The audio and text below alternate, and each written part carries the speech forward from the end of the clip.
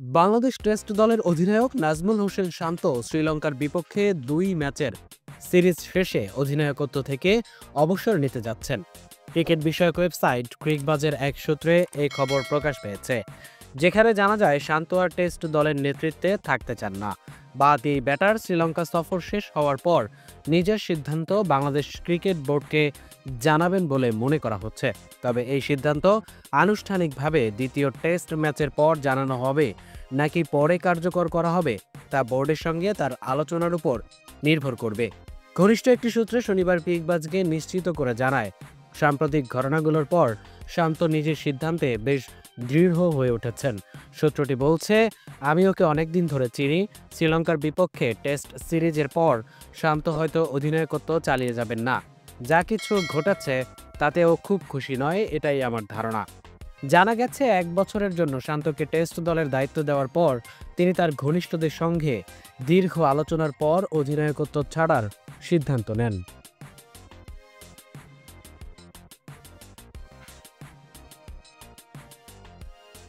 সম্প্রতি ওয়ানডে ফরম্যাটের অধিনায়ক হিসেবে নাজমুল হোসেন শান্তকে সরিয়ে দিয়েছে বিসিবি। তার জায়গায় এসেছেন মেহেদী হাসান মিরাজ। এর আগে শান্ত নিজেই টি-20 অধিনায়কত্ব ছেড়ে দিয়েছিলেন ব্যাটিংয়ে মনোযোগী হতে।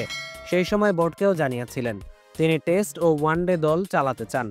ক্রিকবাজের প্রতিবেদনের ভাষ্য, শান্ত একসময় সব ফরম্যাটে অধিনায়কত্ব ছাড়তে চেয়েছিলেন, কিন্তু তৎকালীন বিসিবি সভাপতি ফারুক আহমেদই টেস্ট ও ওয়ানডে দলের দায়িত্ব চালিয়ে যেতে বলেন।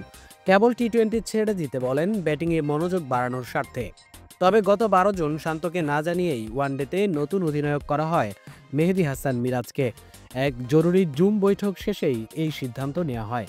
ক্রিকবাজ তাদের খবরে উল্লেখ করেছে, এই সিদ্ধান্তের সময় প্রধান কোচ ফিল সিমন্সের সঙ্গে দল নিয়ে আলোচনা করার কথা ছিল শান্তর, কিন্তু cricket operations chairman Nazmul Abedin ফাহিমের ফোন কলের পর শান্ত আর সিমন্সের সঙ্গে বৈঠক করেননি। বোর্ডের সূত্রগুলোর দাবি অনুযায়ী এই সিদ্ধান্ত শান্তর জন্য ছিল একেবারেই অপ্রত্যাশিত, কারণ তিনি আগামীতেও ওয়ানডে দলের নেতৃত্ব দেওয়ার প্রস্তুতি নিচ্ছিলেন এবং শ্রীলঙ্কা সফর ঘিরে কয়েকজন খেলোয়াড়ের সঙ্গে আলোচনায় নিজের পরিকল্পনার কথা জানিয়েছিলেন। সেই সঙ্গে ওয়ানডে দলের কাঠামোর প্রেক্ষাপটে খেলোয়াড়দের তাদের ভূমিকা সম্পর্কেও ধারণা দিয়েছিলেন।